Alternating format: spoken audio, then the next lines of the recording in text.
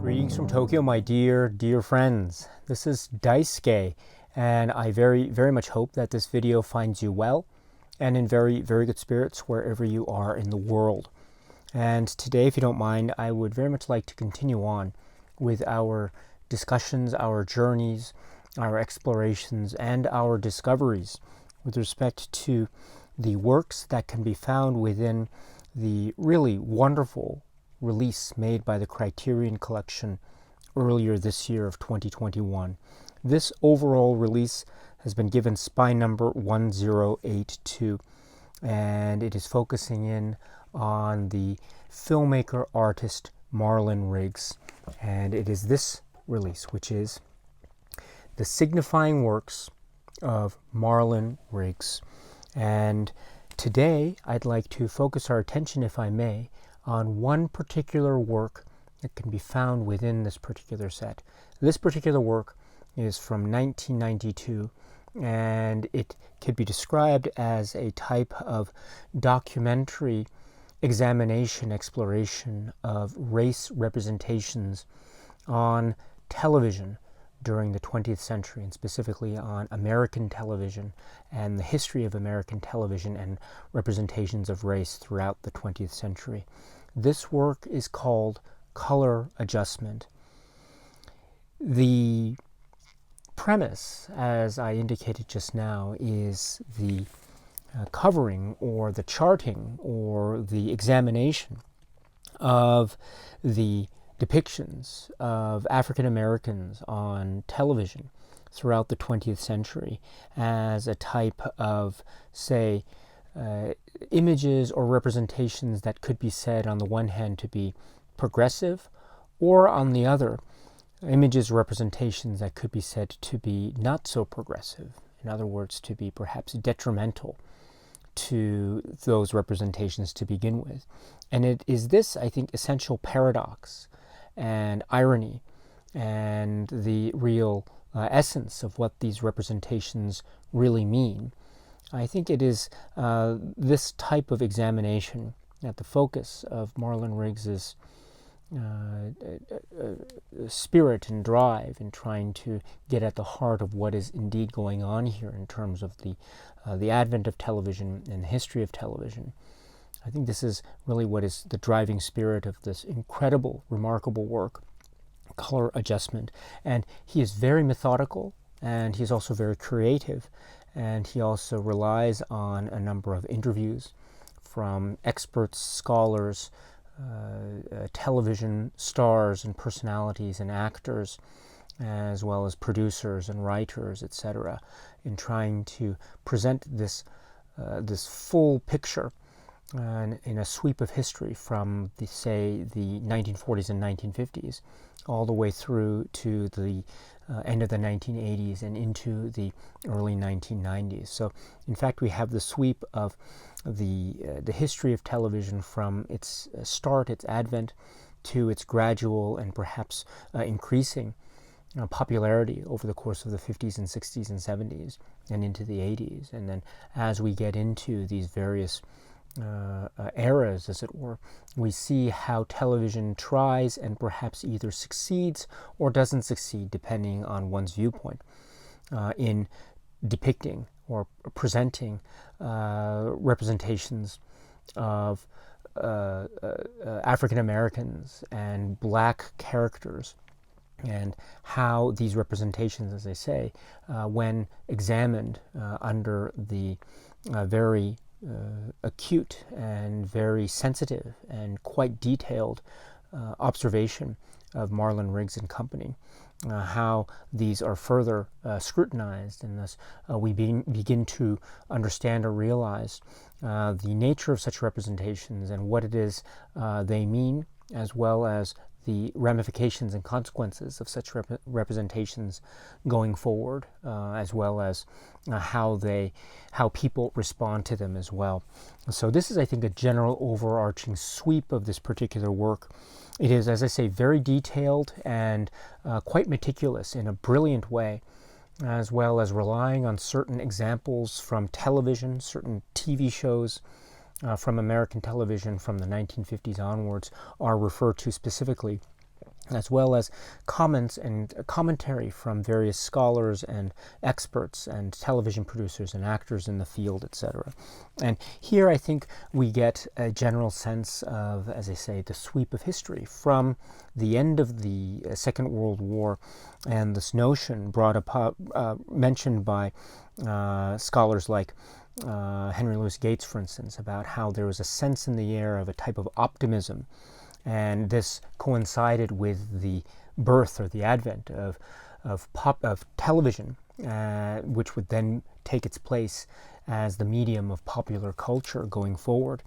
And also this coincided with, say, the end of the war, the experiences during wartime, both on the domestic front and elsewhere, of the wartime effort, combined with labor experiences, the workforce, industrial life, thus creating, I think, the sense of optimism and hope for the future in terms of various experiences that really excited the general populace. And so it was this type of atmosphere, the argument goes, that is paving the way for this start, as it were, of television. And we also understand, too, that there is an overlap between the popularity of radio and then the start of television in terms of its commercial medium effects and reach.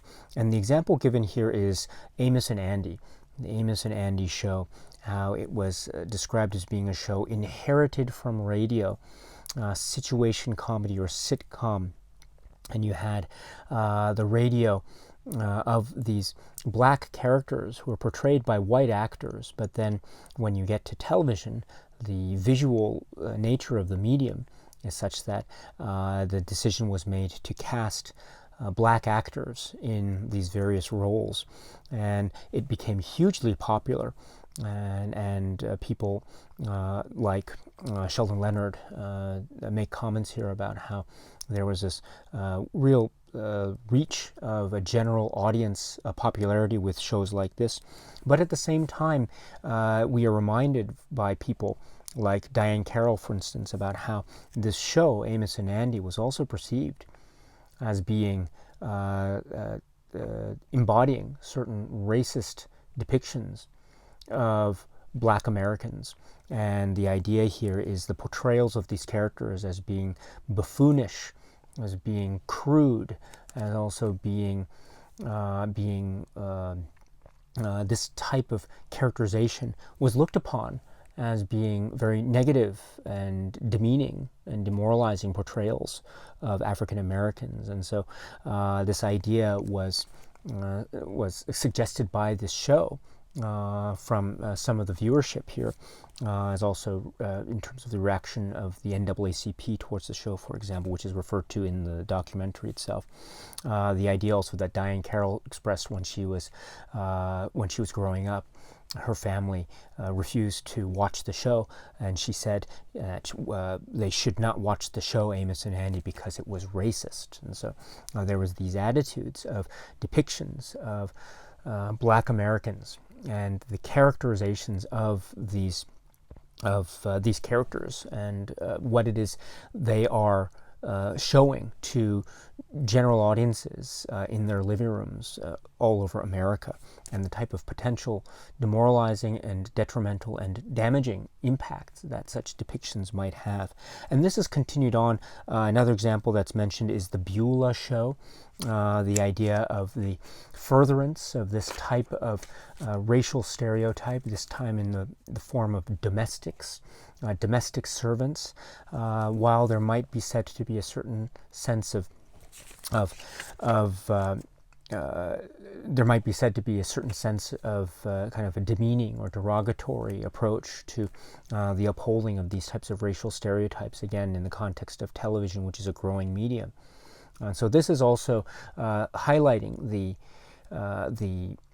issue and the problem and the kind of significant aspect of these early representations of race in general mainstream television, and the fact that while they might enjoy a certain sense of commercial popularity, and while they might be reaching various audiences that were not reachable prior to the advent of television, at the same time, one has to question and wonder and really scrutinize with respect to the real inherent nature of these characterizations, and perhaps consider the potential demeaning and very damaging aspects of portrayals like this.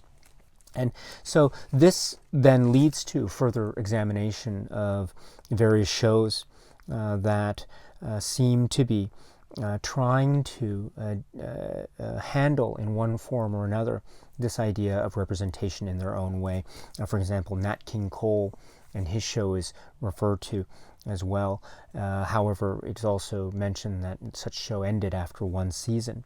And so there's also the issue of a type of balance that producers seem to be wanting to strike between a sense of commercial viability in the form of the medium of television on the one hand, but also seeing television as a means or method or mode of advancing certain attitudes and ideals in the form of popular culture. And so there's this balance that some producers seem to be earnestly trying to reach and to strike.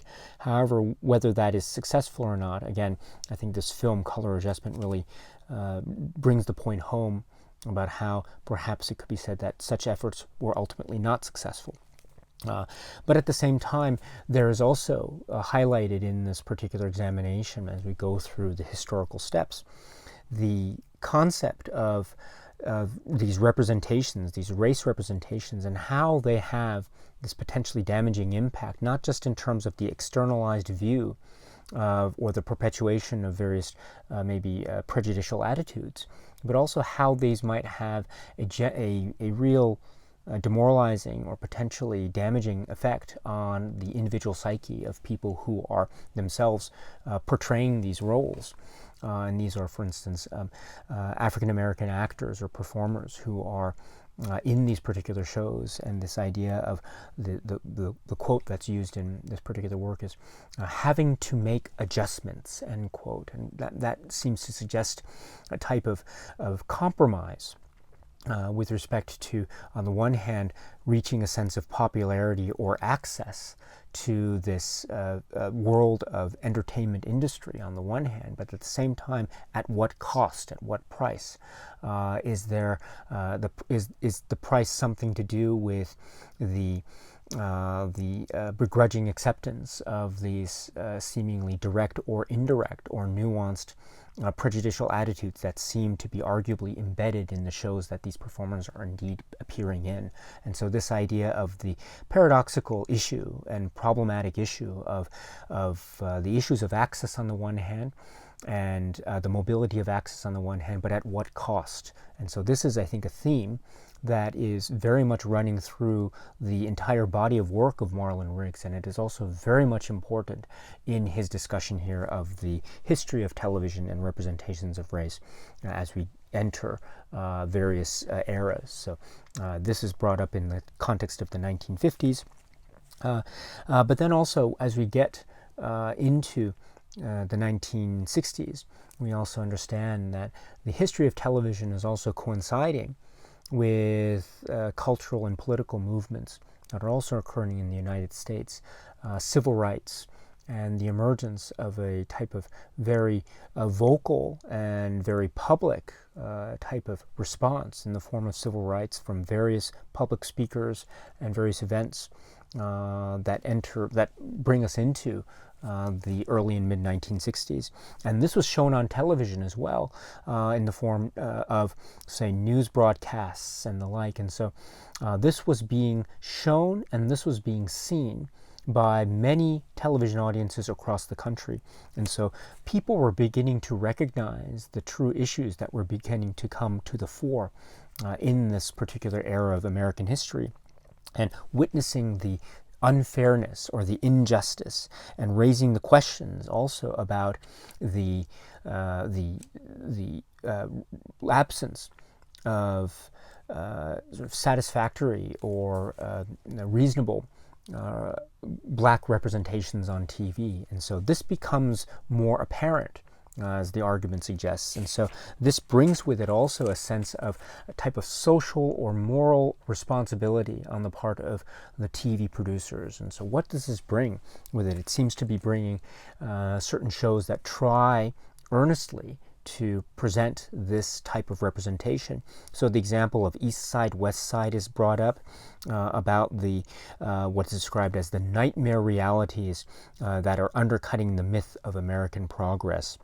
That is one example. Another example is, that's brought up is Diane Carroll was featured earlier in this documentary, and so she is also mentioning, or she's talking about the show Julia, and how this seems on the one hand to be an attempt to present a type of positive representation of this young African-American woman, played by Diane Carroll, and her situation with her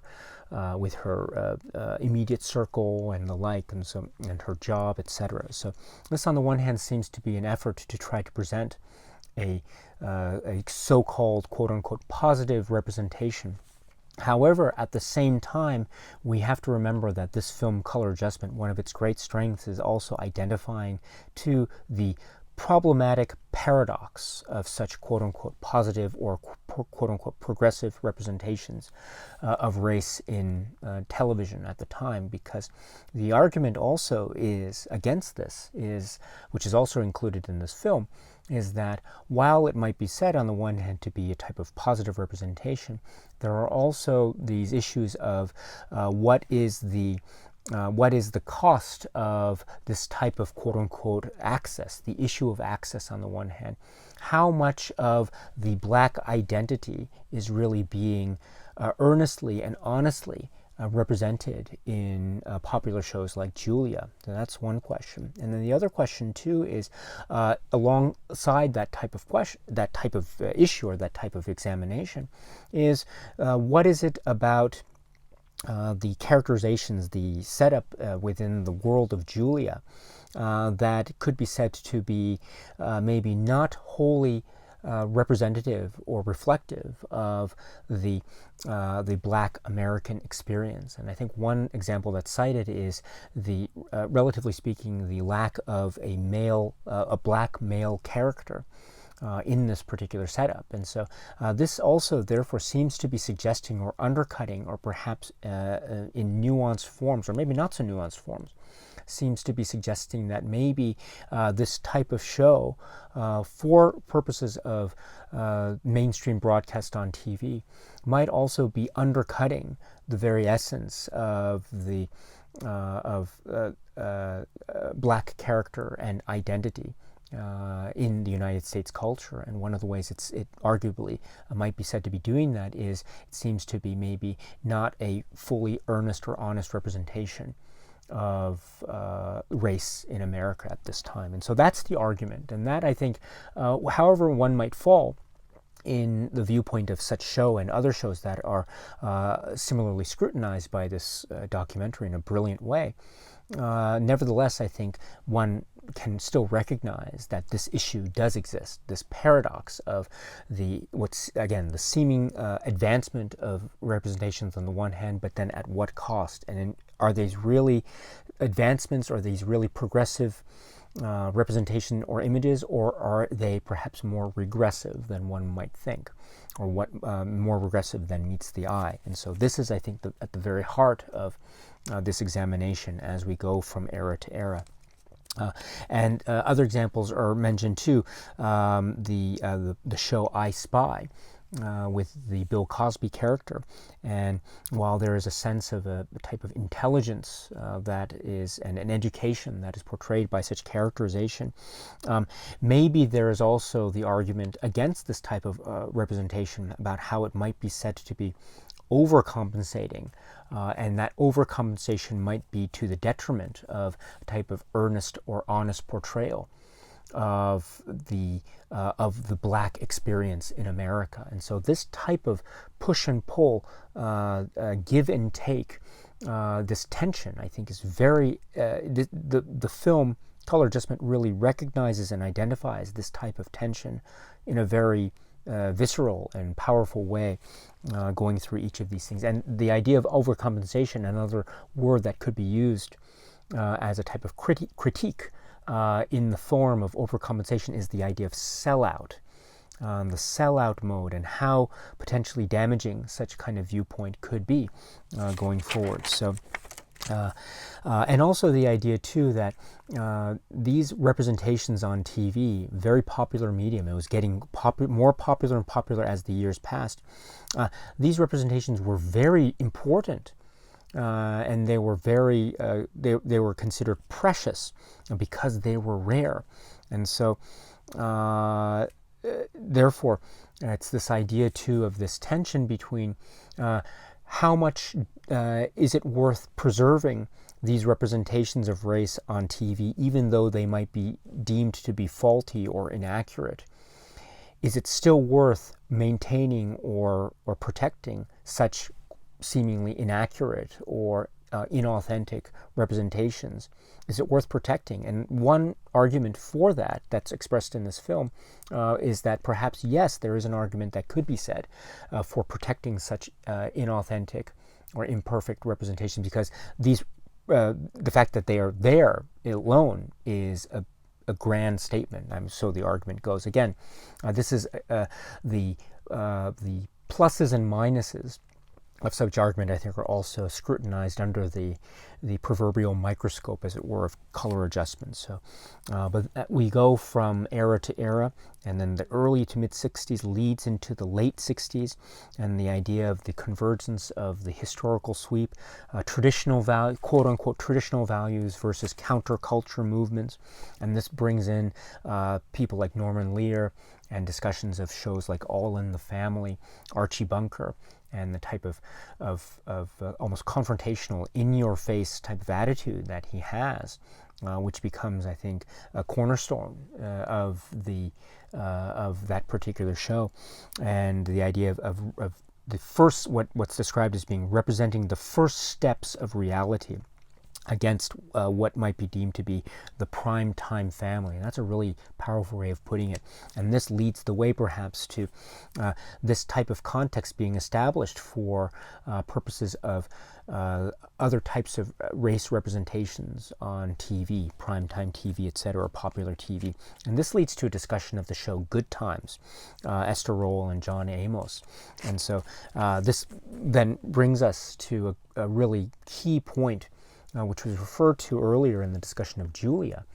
Here, the idea about how the concept of the show was initially to not have the African-American male character figure into this particular story, but then it was Esther Roll who, no husband character, but it was Esther Roll who insisted on having this type of male character be part of the sitcom dynamic. The black family, as it were, the depiction of the black family, this character, or these characters, and dealing with issues of class and financial burdens, but dealing with them in a very direct and confrontational, and sometimes also very comic and funny and a genuine way, or the attempt at trying to present them in a genuine way, setting in the Chicago South Side, etc. Real world issues, the concept being the real world issues being presented in this sitcom-like setting. And so on the one hand, there is room to consider a show like Good Times as being a very earnest and also a potentially quite progressive portrayal of these representations of race, in an attempt at trying to get at the authenticity of the moment and situation and the realness of these experiences, which were arguably reflections of reality for a lot of Americans at the time. And so this is part of the argument. But at the same time, and again, one of the brilliant things about this film, Color Adjustment, is that it also shows both sides. And one of the sides here is too suggesting that maybe a show like Good Times is also a show that could be said to be regressive or detrimental in terms of the representations of race on television, because taking the example of the character of JJ, and how this character seems to be brought to the fore in terms of a type of comic touch and popularity with audiences, but at the same time it could be recognized that maybe there is this sense of a derogatory or demeaning portrayal of a black male character in the form of this particular character as it's further depicted and changed as the show goes on. And what the film does here, color adjustment does here, is makes a subliminal, or perhaps not so subliminal, link between this character on Good Times and the minstrel show, and the idea of how the minstrel show presented in history this type of character as a buffoon, as a boorish type of maybe a good-for-nothing type of character, and how that was, of course, a very demeaning portrayal. And maybe this is hearkening back to that type of demeaning portrayal legacy of the minstrel show. And you can find details about the minstrel show aspects in many sources. For example, Marlon Riggs's work, Ethnic Notions. But this is, I think, the way that the film then takes this idea of so-called seemingly positive images and turns that notion on its head for a real deep examination as to what these representations really mean. This is very really quite powerful. And then also another way too is the idea that on the one hand there's this paradox, because there might be an earnest attempt at trying to show these harsh real-world settings, the harsh realities of, say, the financial challenges of these particular characters shown in these sitcom settings. So that might be said on the one hand to be an earnest way of using the medium of television to show or highlight these social issues. So that's one thing that could be said to be a real positive point. However, even this point could be said to be somewhat demeaning, because the argument goes as well is that this portrayal could also be said to be normalizing real-world situations and thus making them quote-unquote palatable or tolerable to mainstream audiences. And if that's the case, then that might have a long-term damaging effect, because it might tend to, say, mute, or maybe it might not make people realize the gravity of certain situations. But on the other hand, these are situations that become tolerable, and situations where people can laugh and be entertained. And if that's the case, then there is no motivation for change. And so that might too be said to be having a very detrimental effect. So this is one of the, again, this is food for thought in a very, very powerful and a deep way. And so again, the paradox and the irony and the struggle and difficulty of these types of representations, I think, is the film explains this, I think, and the various arguments in such a profound and a wonderful way. And this goes on to the idea of then what are there no shows on TV throughout the course of history that have maybe, or that can be said to be somehow providing these types of positive images or representations. The conversation then turns to the focus on the show Roots. And this was a very popular show in its day, and still is. And it was something of a show where people would talk about it, and they would be confronted by these very intense situations about family, and how it's part of the depiction of America during this time. And the audiences too, the show was very popular among white audiences. This is according to statements by people like David Wolper, etc. And so the idea too is the story becomes compelling because it is linked to family, the immigrant experience, and the idea of rooting for people who are in very difficult circumstances and wanting to root for those people naturally. And so this is the type of maybe intuitive maybe a structure of the storytelling that might be said to be the keys to its popularity during its time. And so therefore we have on the one hand yet this paradox expressed so beautifully in the context of the discussion of the show Roots. On the one hand, we have the story about the horrors of slavery and the way in which it devastates various characters, and also at the same time there is this idea of dignity, and there's an idea of family bonds and human bonds as well, and the strengths of these various relationships that we see as part of the overall tapestry of the story Roots. So on the one hand, this could be said to, and also combine that with its incredible popularity with audiences. This could be said to be somewhat of a transformative, or maybe a landmark point in terms of representations of race on television. That's one way of looking at it. But then at the same time, just like this film did with other examples in the past, this type of representation could also be seen to be something less than positive, because what it does is perhaps it again shows, or potentially shows, this give and take, the idea of access but at what cost. And is this really an authentic representation, or is it using the idea of family and perhaps using that concept to usurp what otherwise could be said to be some kind of authentic, real, and a very authentic and real experience of African Americans during this time in this particular part of the story. And so this type of paradox again is expressed here. It could be said to be progressive, but at the same time, is it really? Is it really? And this is the question that this film brings up in this case as well. And also the idea too is that it seems to be, the show, while it seems to be depicting these horrors are associated with the institution of slavery, at the same time, is this really something that is an indictment of the system, or is it something that could be said to be quote-unquote playing it safe?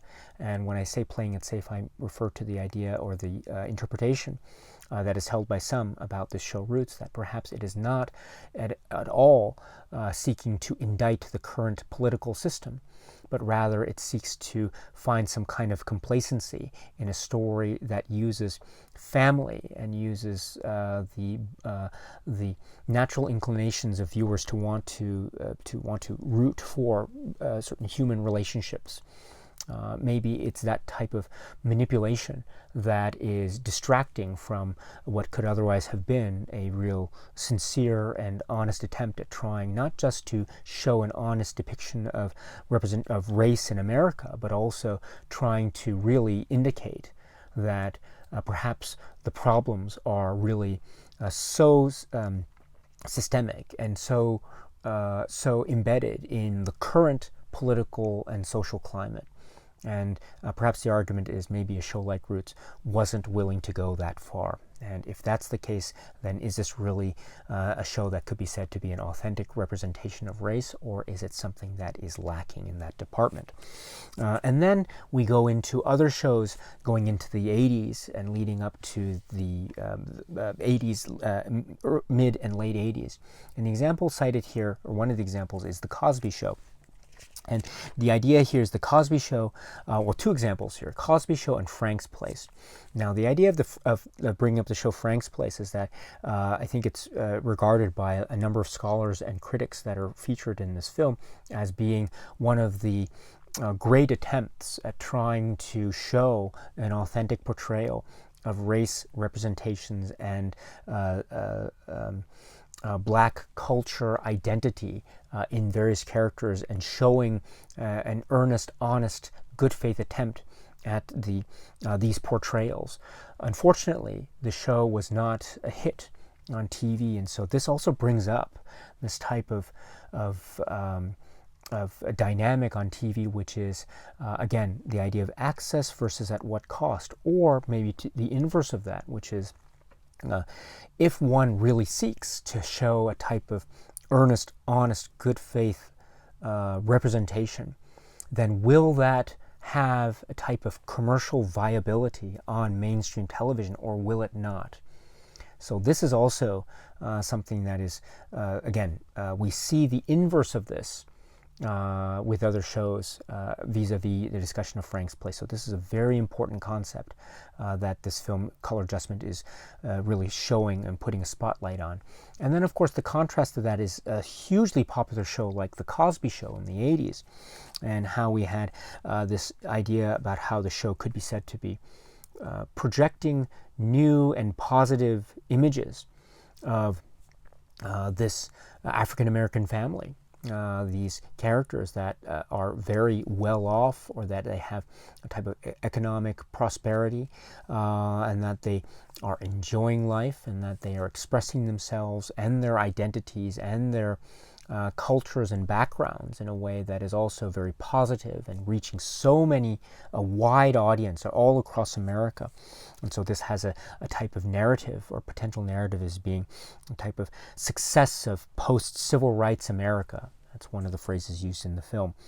However, we can also, this film, as we've seen in other parts of the work, we know too that Marlon Riggs never shies away from showing us the complexities of these particular representations. And that is also true for The Cosby Show and the discussion of this particular show, because the idea here, which could be said to be potentially damaging, is we are also maybe revealed through this show, where we are subject to depictions of what could be said to be the results of a polarization between the classes, the rich and the poor.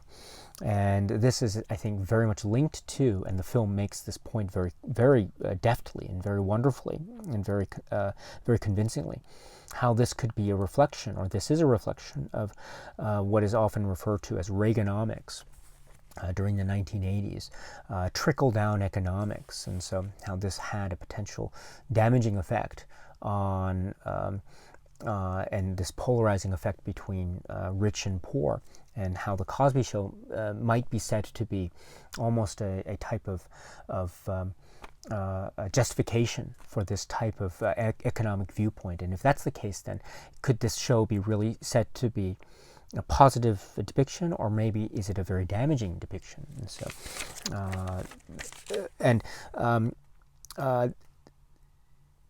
these, I think, examinations are brought together in the context of the discussion Color Adjustment to tell us, or to show us, what I think is the one of the great statements of this work, which is, television still has this power. It has this undeniable power to shape, and also to comment upon, and to provide a certain guidance, or a certain maybe indication.